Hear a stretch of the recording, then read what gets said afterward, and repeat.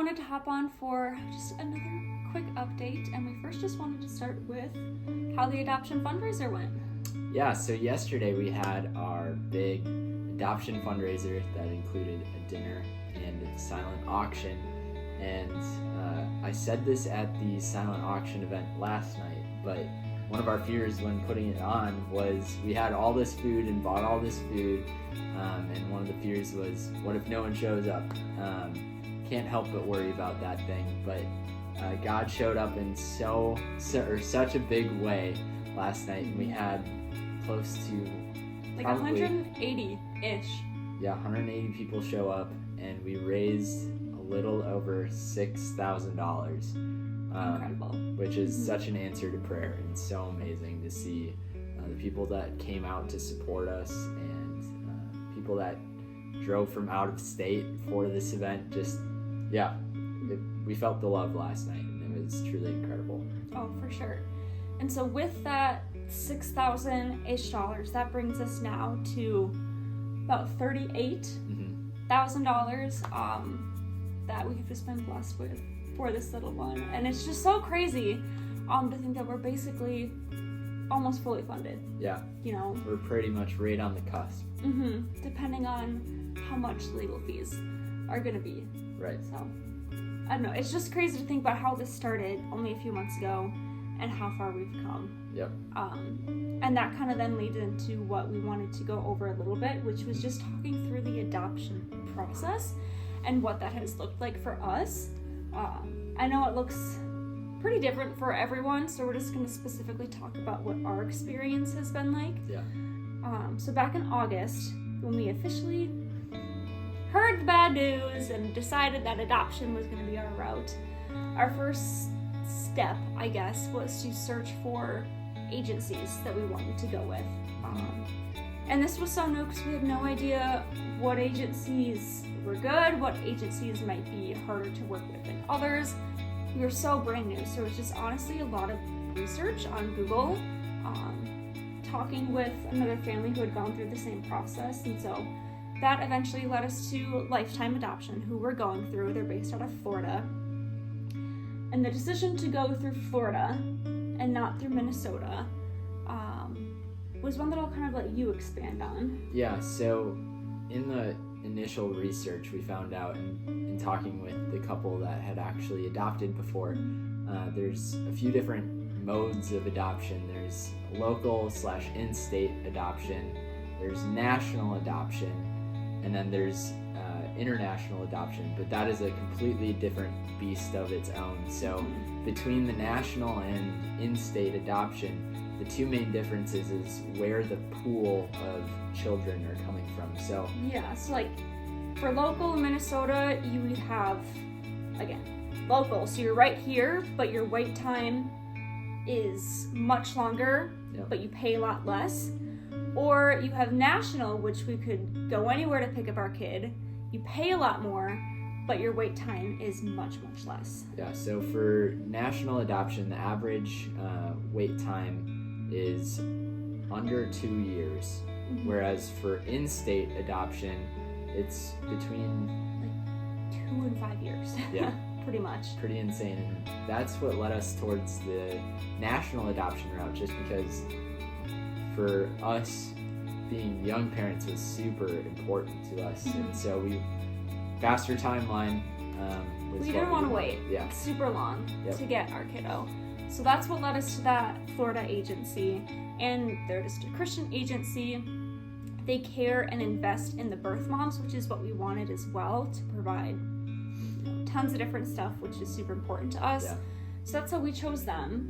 And so the process getting involved with them, we had to first just apply. We spoke with one of their directors or coordinators, just did a basic phone interview per se. And then they brought it to their board of directors, who would then get to decide if we moved on to the next step in the application, which was more of a formal application. And we had to pay for that part then. And then we got the official approval after that we were accepted, which was also crazy. Only 16 people out of like 400 applicants get accepted each month. So such a blessing. And then after that, it was really just doing what we needed to do with the agency itself. And so that included a bunch of webinars of just learning how to work with the agency, what it looks like to work with the agency. Getting educated on what adoption was and what it looked like. Because going into it, just kind of our mindset was we want a closed adoption, but not understanding what that actually means and how adoptions nowadays in modern day are open adoptions more so, and like what that means. And learning that doesn't mean co-parenting, because that's kind of what I first thought of when I thought of an open adoption, when really it might just be, monthly email updates with a photo and then a visit once a year. Like, you get to form what that means to you with the birth parents, which I think is also such a beautiful thing. Like, how do we want this family to look like, and then on top of that, it was creating our profiles for birth moms to see. So the way Lifetime does it is we get our own website. They have a bunch of prompts that we answered in terms of all about us, all about Erin, all about Madeline, bunch of other fun stuff too. So we had a whole website. We created also like a 2-minute long video, which again goes more in depth. They gave us guidelines for what needed to be included in the video. So we had some amazing friends who have those skills help us to create that video, put that on the website. And then we also had to create a profile PDF 4 other pages of information about us that would be given to a birth mom if she wanted to learn more about us. So say she looked at our website and was like, ooh, these people look interesting, like I might want to, chat with them, go to the next level, match with them.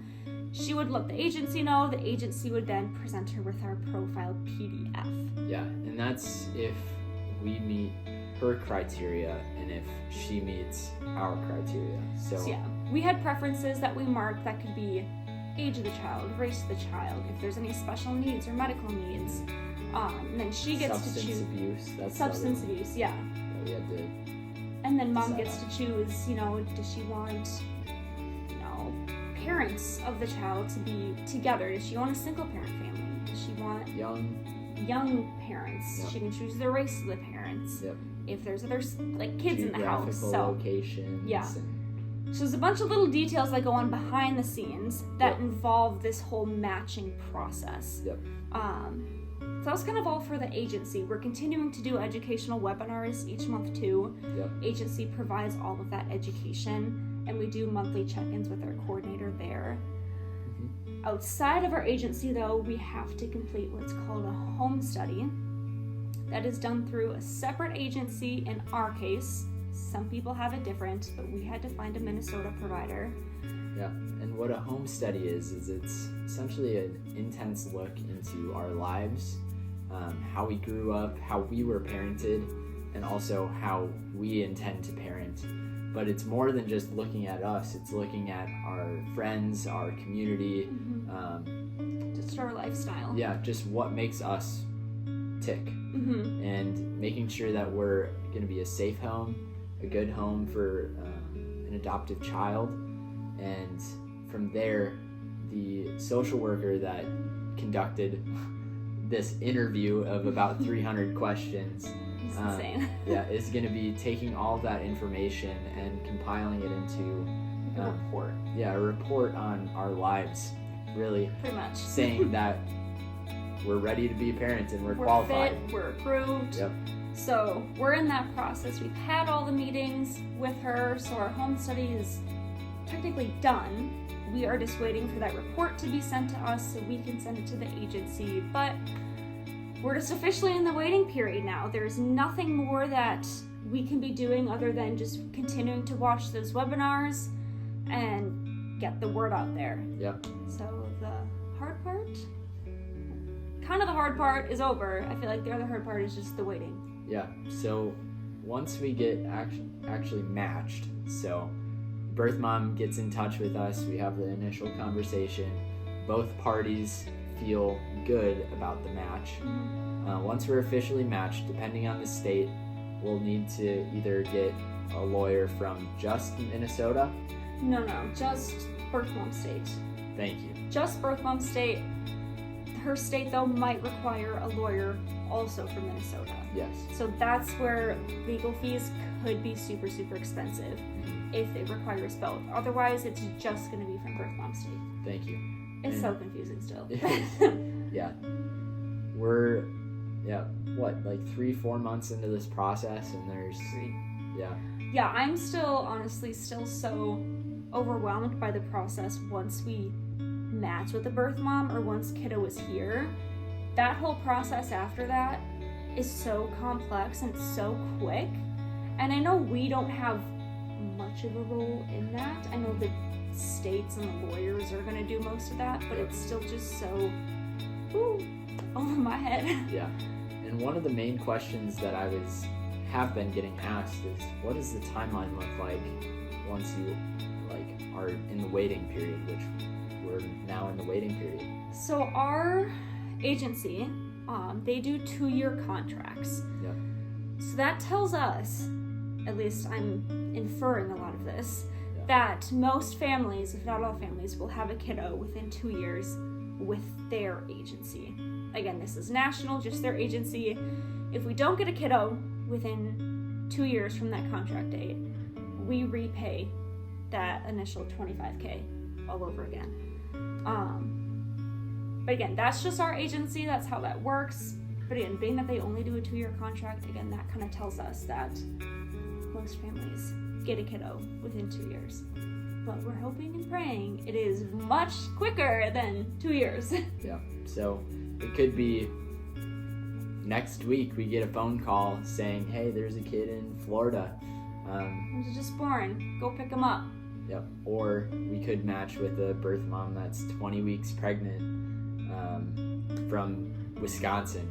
And then we start the matching process and kind of work with her and be her advocate or help be her advocate throughout that process. If I got to choose, though, which way, I would rather just get a phone call and say, go pick up your kid. I think that would just ease a lot of my nerves and anxiety. But that's just me. What would you rather have? I think I would rather have the same exact thing. Just a lot less emotional involvement in the case that birth mom decides to back out last minute. Yeah. So just having a spontaneous, last minute adoption would be super awesome. And just the excitement of that too. Yep. I know. Yeah. So prayers for that. Prayers for the waiting period, because I know that that's going to be a whole other experience. Yeah. Just because we've had so much to focus on getting done in the past couple months, there's not going to be anything to work on, and it literally is just going to be waiting until we get a phone call. Yep. So, prayers for us during the waiting period. Anything else? No, that's all I can think of right now.